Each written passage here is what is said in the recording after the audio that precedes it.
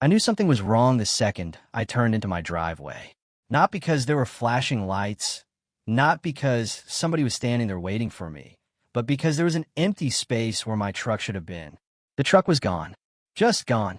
And for a few seconds, I sat there staring at that patch of gravel like my brain refused to catch up with what my eyes were seeing. I actually drove past it once, backed up, and looked again. Same result. Empty.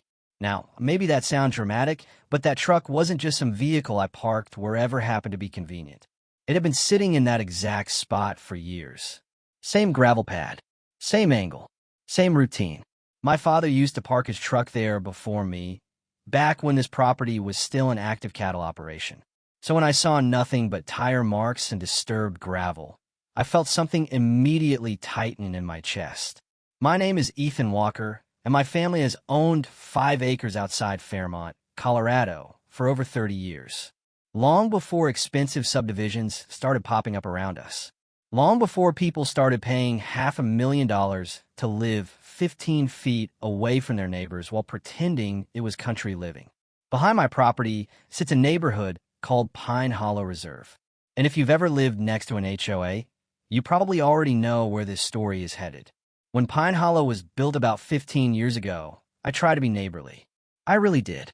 I waved at people, helped pull a guy's SUV out of a snowbank once, even let contractors cut across my backfield during construction when they got stuck. But over time, something changed. The HOA board changed. The attitudes changed. And suddenly, I wasn't the longtime landowner who happened to live next door. I was the problem. Apparently, my work truck was too visible. Apparently, my barn looked too rustic. Apparently, my fence color didn't fit the visual character of the community. One woman actually told me my property gave off what she called an industrial energy. I remember standing there wondering what in the world industrial energy even meant. Meanwhile, I was just trying to mow my field and mind my own business. Most of the complaints I ignored. A few made me laugh. Some annoyed me. But I never picked a fight because, honestly, I had better things to do than argue with people obsessed with mailbox symmetry. Then somebody took my truck. I started making calls right there in the driveway. First, the sheriff's office. The deputy I spoke with was polite enough, but didn't sound optimistic. If it was towed, he said, it may end up being a civil matter. Civil matter. I hated those 2 words immediately. Then I started calling towing companies. First one had never seen it. Second one didn't have it. Third one paused for about 2 seconds before saying, yeah, we got a black F-250 matching that description. I felt my jaw lock. Who authorized the tow? The guy didn't hesitate. Pine Hollow Discove. Of course. Who else would it be? An hour later, I was standing inside an impound yard office that smelled like stale coffee and hot rubber. Through the window, I could see my truck sitting behind a chain-link fence looking perfectly fine, which somehow made me even angrier. The clerk slid a clipboard toward me. That'll be $380. I stared at him. For what? He shrugged. Unauthorized vehicle removal. I laughed. Not because it was funny, because I honestly couldn't believe what I was hearing. Unauthorized. On my own property. I asked why they took it. According to the paperwork provided by the HOA, the vehicle was abandoned and obstructing community access. Abandoned. The truck I'd driven to work that very morning. The truck that still had fresh mud on the tires. I wanted to argue. I wanted to raise hell. But something stopped me. Maybe it was instinct. Maybe it was experience. Maybe it was the simple realization that sometimes the fastest way to win is to stop talking and start gathering evidence. So I paid a fee, loaded into my truck, drove home, and parked it in the exact same spot. Then I sat there for a while with the engine ticking as it cooled down, staring toward the rooftops of Pine Hollow Reserve in the distance. For years, I treated their complaints like background noise. For years, I'd assumed they were just annoying. But towing my truck felt different. This was an annoyance. This was confidence. The kind of confidence people only have when they believe they can do whatever they want. And that's what bothered me. Not the money. Not even the truck. The certainty. Because nobody takes that kind of risk unless they think they're standing on solid ground. That night, I unlocked an old filing cabinet in my garage. Inside were decades of records my father kept. Property maps, deeds, survey reports, handwritten notes. The kind of paperwork most people throw away until they suddenly need it. Around midnight, I found an original boundary survey from the early 90s. I spread it across my workbench under a shop light and started comparing measurements. At first, nothing jumped out. Then something started bothering me. A feeling more than a fact. A tiny inconsistency I couldn't quite explain. The next morning, I drove straight to the county records office. And before lunch, I hired a licensed surveyor named Walter Briggs. Walter was one of those old-school surveyors who spoke only when necessary. Gray beard, sunburned neck, permanent skin. The kind of guy who looked like he'd spent 30 years arguing with the earth itself. I handed him the paperwork. I want everything checked. He nodded once. No assumptions. No assumptions. For the next several days, he worked the property while I stayed mostly out of his way. Every now and then I'd see him standing near the back boundary line, taking measurements, making notes, checking coordinates, and each day he looked a little more interested. Then on Friday afternoon, he walked toward me, carrying a fresh survey packet. He wasn't smiling. He wasn't frowning either, but there was something in his expression I hadn't seen before. He stopped beside me, tapped a page with one finger, and said 5 words that would change everything. "Ethan, you're going to want this." And the moment I looked down at that map, I realized my missing truck was about to become the smallest part of this entire story. The moment Walter handed me that survey packet, I could tell this wasn't going to be some minor correction or technical footnote buried in a stack of paperwork. Surveyors don't get excited easily. Most of their job is proving that things are exactly where everyone thought they were. But Walter looked interested, and that got my attention. I set the papers on the hood of my truck while the afternoon wind pushed dust across the driveway. "What am I looking at?" I asked. Walter pointed toward the back of my property where Pine Hollow Reserve bordered my land. "You know that turnaround at the end of Willow Creek Lane?" "Sure. It's not where they think it is." I frowned. "What does that mean?" He tapped the map again. "It means part of it isn't theirs." For a second, I thought he meant a couple inches. Maybe a marker had shifted over time. Then he slid another sheet toward me. 11 feet. Not 11 inches. 11 feet. The curved edge of their cul-de-sac extended almost 12 feet onto my property. I stared at the numbers, then looked at the neighborhood, then looked back at the survey. "You're sure?" Walter gave me a look. Surveyors hate that question. I checked it 3 times. I felt a strange mix of disbelief and amusement creeping into my chest, because suddenly every conversation I'd ever had with that HOA started replaying in my head. Every complaint, every warning, every lecture, every little attempt to tell me what I could and couldn't do on my own land. And all that time, part of their neighborhood had been sitting on mine. I actually laughed. Walter looked at me. "You okay?" "Oh, I'm fantastic." The truth was I wasn't even angry anymore. At least not in that moment. I was fascinated, because this changed everything. The truck tow suddenly looked a lot less like an isolated incident and a lot more like a group of people operating under assumptions nobody had bothered to verify. And assumptions get expensive, especially when lawyers get involved. That weekend I dug deeper.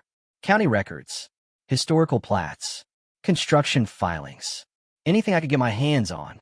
The more I looked, the clearer the picture became. 15 years earlier, Pine Hollow Reserve had been built using an outdated survey reference point. Somewhere during development, a mistake had slipped through. Then another. Then another. Nobody caught it. Or maybe nobody wanted to. Either way, the result was the same. The turnaround at the end of their street crossed onto my property. Not by accident anymore. By reality. Monday morning, I filed a formal trespass notice. Nothing dramatic. No threats. No grand speeches. Just documentation. Professional. Official. Time-stamped. Then I made a phone call. A contractor friend named Mike answered. "What are you building?" "A lesson." There was silence. Then laughter. "Okay, now I'm interested." 3 days later, a crew arrived with equipment and concrete forms. We spent most of the day measuring, double-checking, verifying, because precision mattered. If I was going to make a point, it needed to be legally flawless. Every bollard was placed exactly on my property line, not 1 inch beyond it. By sunset, a row of heavy concrete posts stood across the section of land Pine Hollow had been using for years. The next morning was better than television. I sat on my porch with coffee. just watching. At first, people drove toward the cul-de-sac normally. Then they slowed. Then they stopped. Then confusion started spreading. One SUV pulled forward, stopped, backed up, pulled forward again. The driver got out and stared at the bollards like they had materialized overnight through some kind of dark magic. Another resident attempted a 3-point turn. It became a 6-point turn, then an 8-point turn. One guy nearly drove into a decorative shrub, trying to maneuver around the new reality sitting directly in front of him. By lunchtime, the entire street looked like a driving exam designed by a psychopath. And honestly, I almost felt bad. Almost. Then I remembered the towing bill sitting in my desk drawer. By the second day, things got worse. A delivery van clipped a mailbox. A landscaping trailer got stuck. One moving truck blocked traffic for nearly an hour because there wasn't enough room to reverse safely. Residents were standing outside, talking in clusters, pointing, complaining, trying to figure out who was responsible. Most of them eventually figured it out. Some glared toward my property. Others looked genuinely confused. A few actually walked over and asked questions. One older gentleman approached while I was fixing a fence. "Did you put those barriers in?" "I did." "Why?" I handed him a copy of the survey. 5 minutes later, he handed it back. His expression had completely changed. "Wait, that's your land?" "Yep." He looked back toward the neighborhood, then quietly said something I still remember. "Well, that's going to be a problem." He wasn't wrong. The knock came the following afternoon. 3 sharp hits against my front door. Not the kind of knock people use when they're visiting. The kind they use when they've already decided they're angry. I opened the door. Standing there was Rebecca Sloan, president of the Pine Hollow HOA. Mid-50s. Perfect hair. Perfect clothes. Permanent expression of disappointment. She looked like someone who believed every room she entered immediately became her responsibility. "Ethan," she said. "No hello.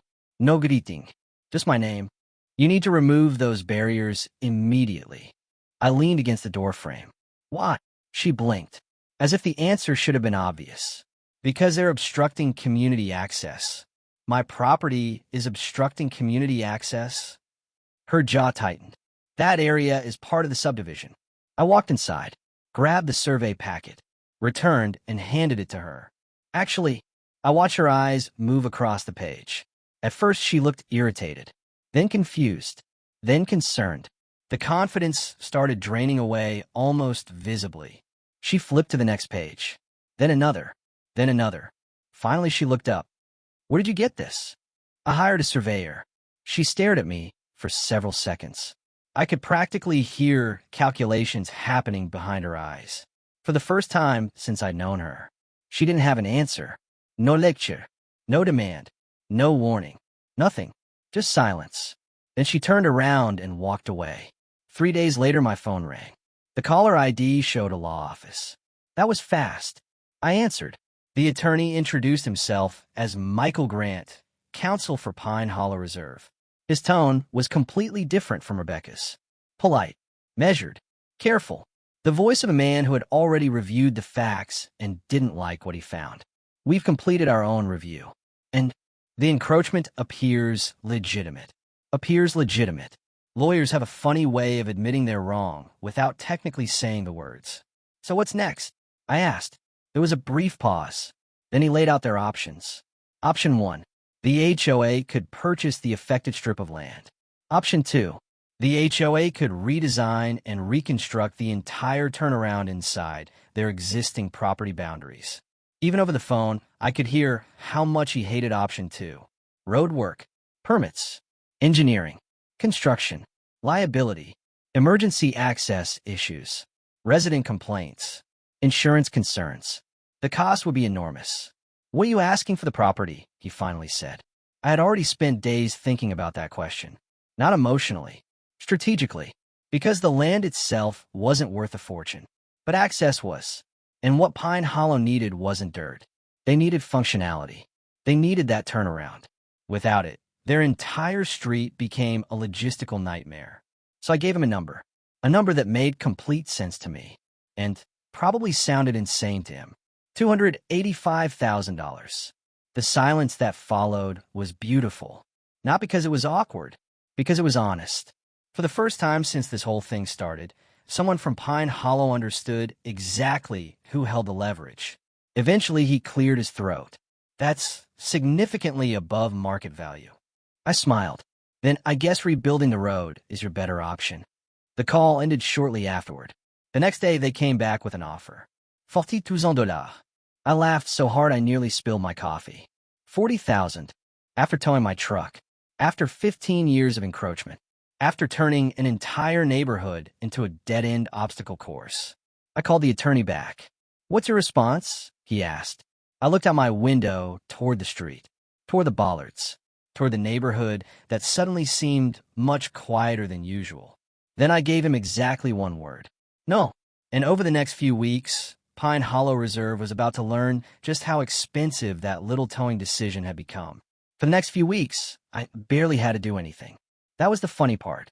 People always imagine revenge as some complicated master plan, but sometimes all you have to do is let reality keep showing up every morning.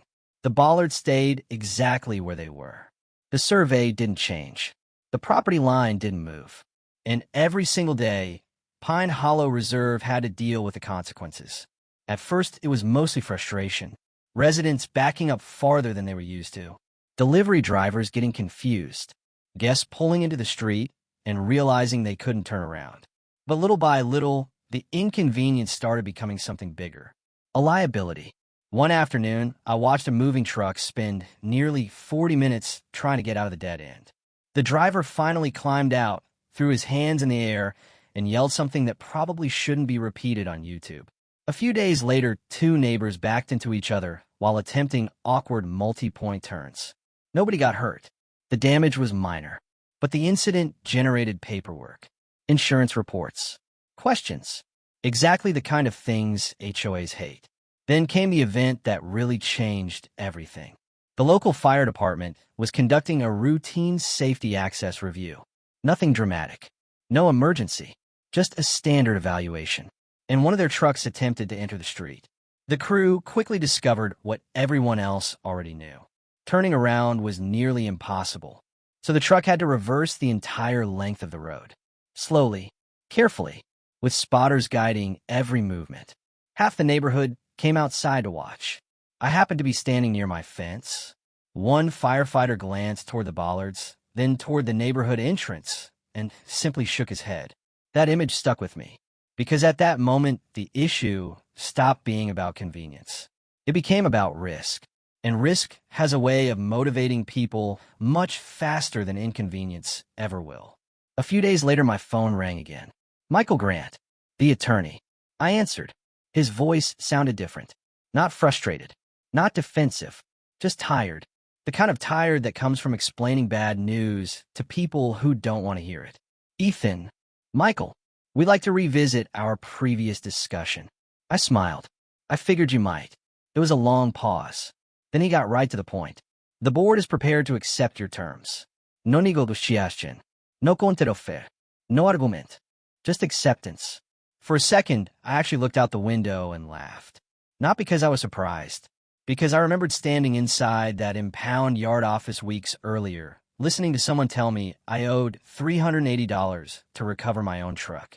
Funny how quickly things can change. The paperwork moved fast after that. Very fast. Apparently, when enough residents start complaining, solutions suddenly become urgent. The final agreement included the full purchase price of $285,000. The original towing fee reimbursement. Every penny, plus reimbursement for my survey expenses, legal consultations, filing costs, and related fees. By the time everything was finalized, the total amount exceeded what I honestly expected when this whole thing began. What started with a missing truck ended with a six-figure check. Not because I sued anybody. Not because I threatened anyone. Because facts are stubborn things. And property lines don't care about opinions. The closing meeting itself was surprisingly uneventful. A conference room. A stack of documents. Several attorneys. A title representative. Lots of signatures. Very little conversation. Rebecca Sloan was there. The HOA president. The same woman who had shown up at my door, demanding I remove the barriers. She barely looked at me. Honestly, I couldn't blame her. What exactly was there left to say? The documents were signed. The transfer was recorded. The land officially changed hands. And just like that, the dispute that had consumed the neighborhood for weeks was over. A few days later, construction crews arrived. The bollards came out. Fresh concrete was poured. The cul-de-sac was restored. Traffic flowed normally again. Kids rode bicycles through the turnaround. Delivery trucks resumed their routes.